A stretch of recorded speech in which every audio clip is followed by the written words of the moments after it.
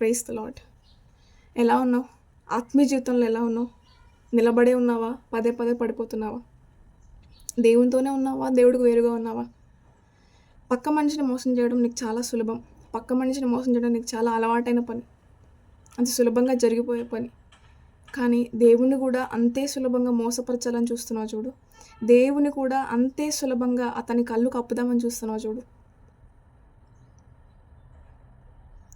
దేవుని కూడా అంతే సులభంగా దేవుడి దగ్గర కూడా నువ్వు దాటేయొచ్చు, నటించవచ్చు అనుకుంటున్నావు. ఆయన చూడలే అనుకుంటున్నావు. అటు విధంగా ప్రవర్తిస్తున్నావు. దావీదేమంటున్నాడు? నేను ఆకాశంకి ఎక్కినాను, సముద్రంలోకి దిగిపోయినాను, ఏ స్థలానికి నేను వెళ్ళినా అయ్యా నీ కళ్ళు నా మీద ఉన్నాయి. నీకు వేరుగా, నీ కనుదృష్టికి వేరుగా నేను ఎక్కడా ఉండలేనయ్యా. నేను పడుకోవడం, లేవడం, కూర్చోవడం నీకు తెలుసు.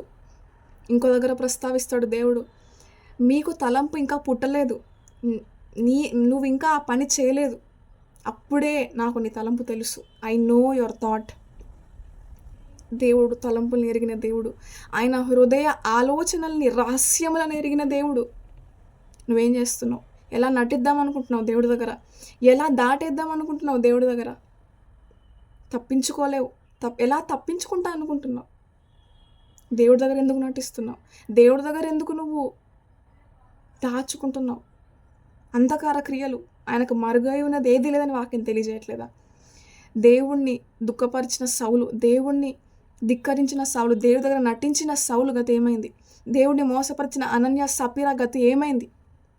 గుర్తులేదా? యెహోషువ సైన్యంలో షీనారు వస్త్రాన్ని దొంగిలించిన ఆ వ్యక్తి గతి ఏమైంది? దేవుణ్ణి మోసపరిచిన ఎవరైనా చరిత్రలో ఉన్నారా? పుట్టగతులు ఉన్నాయా? ఉనికుందా వాళ్ళకి? ఈరోజు నువ్వు అనుకుంటున్నావా నాకేం కావట్లేదు, అంతా బాగానే ఉంది అనుకుంటున్నావా? అకస్మాత్తుగా నీ ప్రాణానికో నీకో ఏదైనా ప్రమాదం జరిగితే మారు మనసు పొందే అవకాశం ఉందా?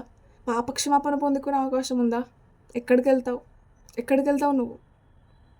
ఇంకెవరు గతి నీకు? బైబిల్లో చాలాసార్లు మనం చూస్తాం, తప్పిపోయిన గొర్రె ప్రస్తావన దగ్గర, తప్పిపోయిన గొర్రె కంచె వేసినప్పటికీ అది బయటికి వెళ్ళిపోతుంది. తప్పిపోయిన కుమారుడు ఏ విధంగా అయితే తండ్రి దగ్గర అన్ని సుఖభోగాలు ఉన్నప్పటికీ బయటికి వెళ్ళాలని ఆశపడ్డాడు, బయటికి వెళ్ళిపోయాడు, కంచె బయటికి వెళ్ళిపోయాడు. సమస్తము సమృద్ధిగా ఉన్నను బయటికి వెళ్ళడానికి ఇష్టపడ్డాడు. తనంతట తాను బయటికి వెళ్ళాడు. కానీ మరలా దేవుడు తన ప్రేమ చేత మరలా ఆ కంచెలోకి చేర్చుకున్నాడు. కానీ పదే పదే నువ్వు కంచె బయటికి వెళ్ళిపోతే, ఇక అదే నీ ఉద్దేశం, ఇక అదే నీ ఆశ అని దేవుడికి అర్థమైనప్పుడు అనేక మంది జీవితాల్లో ఆయన కంచె పెరిగి వేసినట్టు లేదా? ఆయన కంచె తీసివేసినట్టు లేదా? నువ్వే నువ్వు కంచె బయటికి వెళితే మరలా లోపలికి వచ్చే అవకాశం ఉంది. కానీ అసలు నీకు కంచె లేకపోతే ఎలా ఉంటుంది నీ జీవితం? ఒకసారి ఆలోచిస్తావా? దేవుణ్ణి మోసపరచాలని ప్రయత్నిస్తున్నావా? అదెంత పిచ్చి ఆలోచన, అదెంత వెర్రి ఆలోచన. అదెన్నడూ సాధ్యపడదు, అదెన్నడూ కూడదు. ఆయన ముందు నువ్వు నటించలేవు, ఆయన నువ్వు మోసపరచలేవు. నీ నీ తేనె వంటి మాటలతో, నీ నటన మాటలతో, కుళ్ళు పట్టిన ఆ హృదయముతో నువ్వు పైకి మాత్రం పెదవులతో మాట్లాడుతూ నువ్వు ఆయనని అంగీకరింపజేయలేవు, నువ్వు ఆయనని మెప్పించలేవు. తెలుసుకో, బయటికి రా. You cannot ever deceive God. Please realise.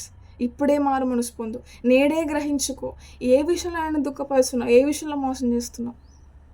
ఎక్కడ ఆయన మాట వినట్లేదు, ఎక్కడ ఆయన మోసం చేస్తున్నావు? గ్రహించుకొని మారు మనసు పొందుతావా? లేకపోతే నరకానికి జారిపోతావేమో. ఏమో ఈరోజే ఆఖరి రోజేమో. ఈ క్షణము దాటితే నువ్వు ఉంటావా లేదో తెలీదు.